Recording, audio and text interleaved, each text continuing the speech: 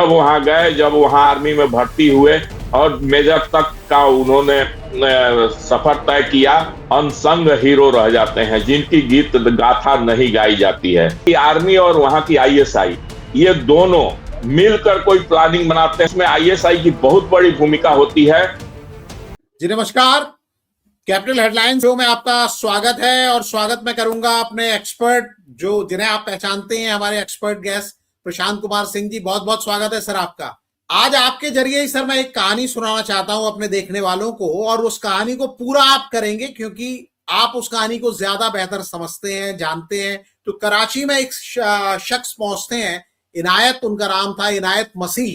बताया जाता है कि वो भारतीय जासूस हैं और वहां के एक मेजर से मिलने के लिए जाते हैं। मेजर साहब का नाम है मेजर नबी अहमद, और नबी अहमद साहब से वो जाकर बताते हैं इनायत मसीह कि मैं भारतीय जासूस हूं और आपसे मिलने के लिए आया हूं, और मुझे भारतीय एजेंसीज ने कहा है कि मैं आपसे जाके मिलूं क्योंकि आप भारतीय जासूस हैं।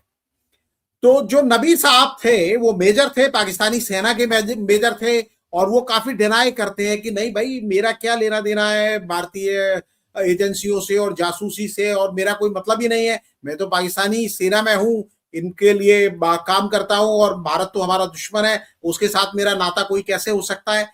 लेकिन मसीह साहब पीछे पड़ जाते हैं, किसी तरह उनको यकीन दिलाते हैं कि उनको भारतीय एजेंसीज ने भी भेजा है।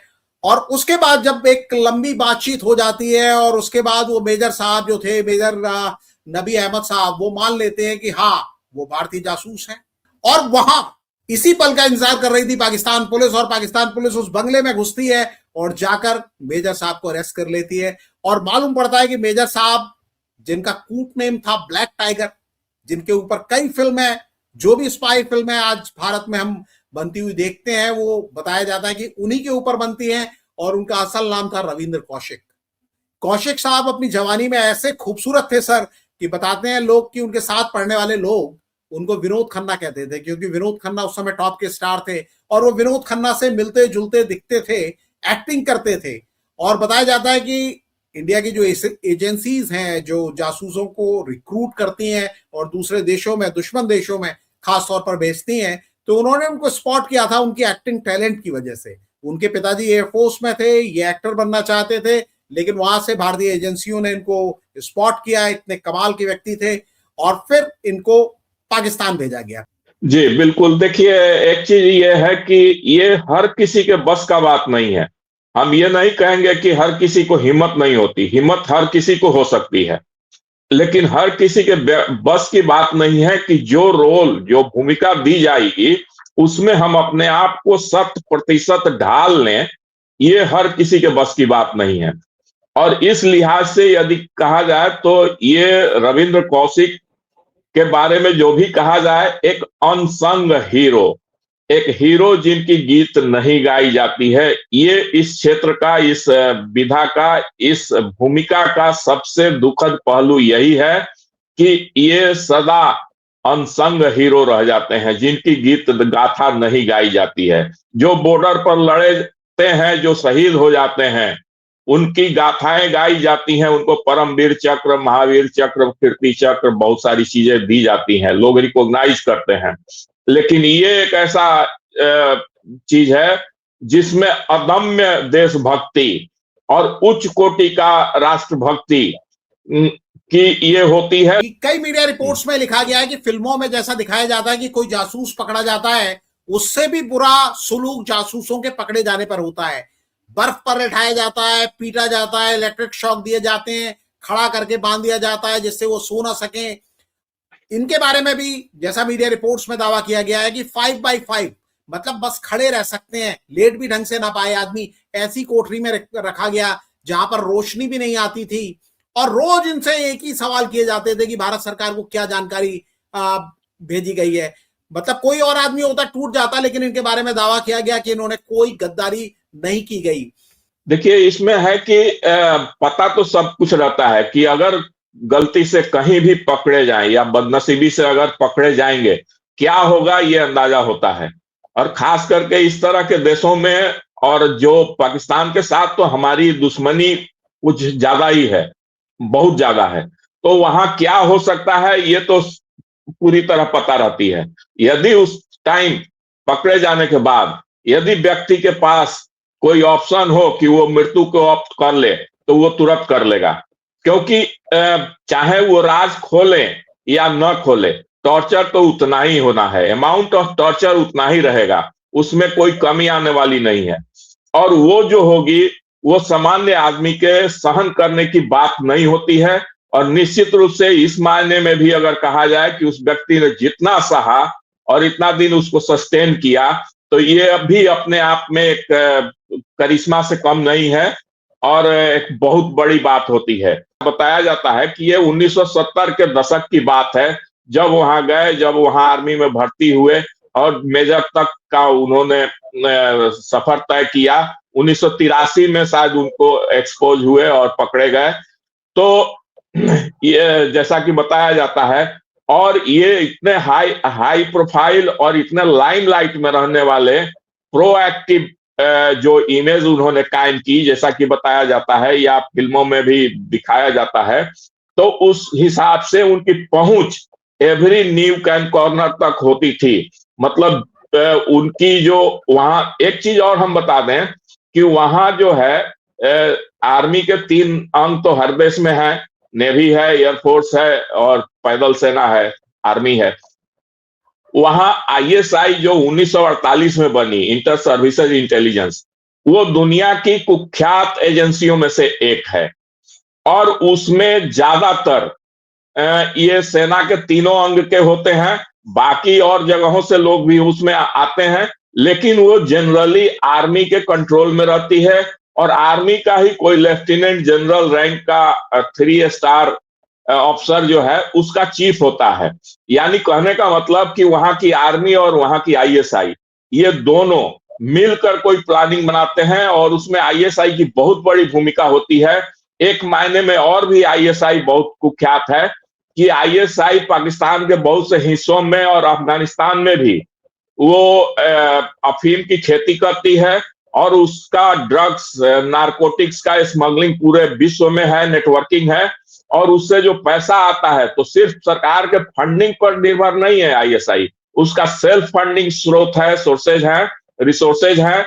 और इस मायने में बहुत ही रिच एजेंसी मानी जाती है कि उसका अपना जनरेटेड पैसा है और बहुत ही क्रूर, बहुत ही कुख्यात है। और उस काल में जो है इंडिया के संदर्भ में यदि देखा जाए तो उसकी प्लानिंग क्या है, उसके एजेंडा क्या है, उसने आगे क्या क्या बना के रखा है, ये सारी चीजें मिलना, अगर एक व्यक्ति आपने प्लांट कर दिया वहां और वो व्यक्ति फर्स्ट हैंड इंफॉर्मेशन आपको दे रहा है, तो ये आप समझिए कि अब आपसे बढ़िया स्थिति में कोई नहीं हो सकता। आपने जो बताया कि 20,000 लोगों का उन्होंने जान बचाया, तो ये तो बहुत छोटी बात हो जाती है उस कालखंड में। इससे भी बड़ी चीज होती है कि उस पोजीशन तक पहुंचना और सारे इंफॉर्मेशन तक अपना रीच बना लेना, क्योंकि उस खंड में बहुत सारी चीजें हुई। जनरल जियाउल हक जो दुनिया का एक सबसे बड़ा, पाकिस्तान के इतिहास में सबसे कुख्यात जनरल हुआ, जिस पीएम ने उसको नियुक्त किया उसको हैंग कर दिया, उसको डिथ्रोन किया, उस सत्ता पर कब्जा किया, अपने को राष्ट्रपति बनाया। और उसने 1979 में भारत के खिलाफ पंजाब में खालिस्तान ऑपरेशन का ये बीज बोया और इतना हिंसा जो ब्लीडिंग हुआ भारत में, पंजाब और अदर प्लेसेज में, तो वो सारा उसका किया धरा था। उसमें आईएसआई का बहुत बड़ा रोल था उस कालखंड में। और परमाणु परीक्षण का हमने बता ही दिया, 1974 इंदिरा गांधी ने परमाणु परीक्षण पोखरण टेस्ट किया था। तो उस सारे संदर्भों को अगर लेकर, सारे चीजों को अगर जोड़कर देखा जाए, तो जो आईएसआई, जो पाकिस्तान की आर्मी, जो पाकिस्तान की गवर्नमेंट 1947 से ही जो पीओके बना या और भी जो भारत के खिलाफ काम हुए वहां, तो उन सब संदर्भों को देखा जाए तो ये मोस्ट क्रूशियल स्टेज था पाकिस्तान और भारत के बीच में रिलेशनशिप के इतिहास में। तो उस पीरियड में आपका एक आदमी वहां घुसकर, वहां प्लांट करके और वहां फर्स्ट हैंड इंफॉर्मेशन प्राप्त कर रहा है और ट्रांसमिट कर रहा है, तो ये अपने आप में एक बहुत अद्भुत चीज है। क्योंकि उसमें यदि फर्स्ट हैंड इंफॉर्मेशन आपको मिल रही है और उसमें उस स्तर का अधिकारी, माने एक ऑफिसर ग्रेड में आपका अधिकारी यदि प्लांटेड है वहां, तो ये एक अपने आप में बहुत बड़ी बात होती है, इस लिहाज से कि बड़े अधिकारी की जो ट्रेनिंग होती है उसमें पूरा इतिहास बताया जाता है, उस देश ने या उस देश की एजेंसी ने क्या किया दूसरे जगहों में, दूसरे लोगों ने उसके देश में क्या किया, वो सारे इतिहास बताया जाता है। उसके पास आगे करने के लिए क्या है, उसके लिए प्रिपरेशन क्या है, उसका फंडिंग ये क्या है, उसका कैलिबर क्या है, उसका मैकेनिज्म क्या है, ये सारी चीजें जब मिल जाती है ना, तो आप लॉन्ग टर्म तक आप अवेयर हैं कि वहां के एजेंसियों में या वहां के इस्टेब्लिशमेंट में आपके लिए, आपके संदर्भ में क्या क्या ब्लूप्रिंट बनाकर रखा हुआ है, क्या क्या वहां उसने बनाकर रखा हुआ है। तो ये एक बहुत बड़ी मतलब आपके रणनीतिक लिहाज से ये एक बहुत बड़ी चीज होती है। तो उस लिहाज से यदि वो ऐसा है, कोई सच में रविंद्र कौशिक हैं, सच में कोई भारत का व्यक्ति इस तरह का वहां काम किया है, तो ये बहुत बड़ा हीरो है। उनको जितना भी आप सैल्यूट करें उतना कम है, जितना भी उनको याद करें, जितना भी उनके लिए अपनी श्रद्धा व्यक्त करें उतना कम है। एक चीज तो ये है। दूसरी चीज ये है कि जो आपने सवाल उठाया कि उनको रिकॉग्नाइज किया जाना चाहिए, देखिए जब ये बता के किया जाता है कि डिसोन करेंगे, जब तो डिसोन करेंगे, डिनायल का मतलब डिनायल ही रहता है, लेकिन हाँ अदर तरीके से, अन्य तरीकों से उनको रिकॉग्नाइज किया जाता है, लेकिन उसका भी एक टाइम फ्रेम होता है।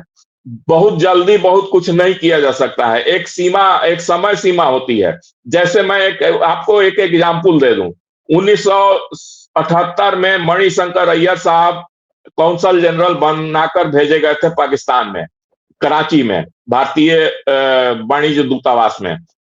उन्होंने वहां से जो भी रिपोर्टें भारत सरकार को भेजी, 1988 में मणिशंकर अय्यर साहब कांग्रेस में शामिल हो गए, नौकरी से उन्होंने रिजाइन कर दिया। उसके बाद उन्होंने भारत सरकार के विदेश मंत्रालय में अपने ही लिखे हुए रिपोर्ट्स को डिक्लासिफाई करने के लिए आवेदन दिया। वो टॉप सेक्रेट रिपोर्ट्स थे उनके, तो उसको आवेदन दिया। वो आवेदन उनका एग्जामिन हुआ विदेश मंत्रालय में। एग्जामिन करने के बाद वो पाया गया कि ये अब इसका एक समय बीत चुका है, अब इसको डिक्लासिफाई करने में कोई हर्ज नहीं है। तब उसको डिस्क्लासिफाई किया गया। तब उस डॉक्यूमेंट्स को लेकर मणिशंकर अय्यर साहब ने एक द पाकिस्तान पेपर्स नाम का एक किताब लिखा। वो किताब इंटरनेशनली चर्चा का विषय बना, बहुत फेमस किताब हुआ। तो हर चीज का इसी तरह से हर देश में डिक्लासिफाई किया जाता है। अमेरिका में भी पुरानी रिपोर्ट CIA की या FBI की, सोवियत संघ की KGB की, एक समय सीमा के बाद डिक्लासिफाई कर दिया जाता है। लेकिन एक समय सीमा तक उसको सेक्रेट है तो सेक्रेट ही रहेगा, टॉप सेक्रेट है तो टॉप सेक्रेट ही रहेगा। एक समय सीमा तक उसको आप नहीं ओपन कर सकते। एक चीज ये है।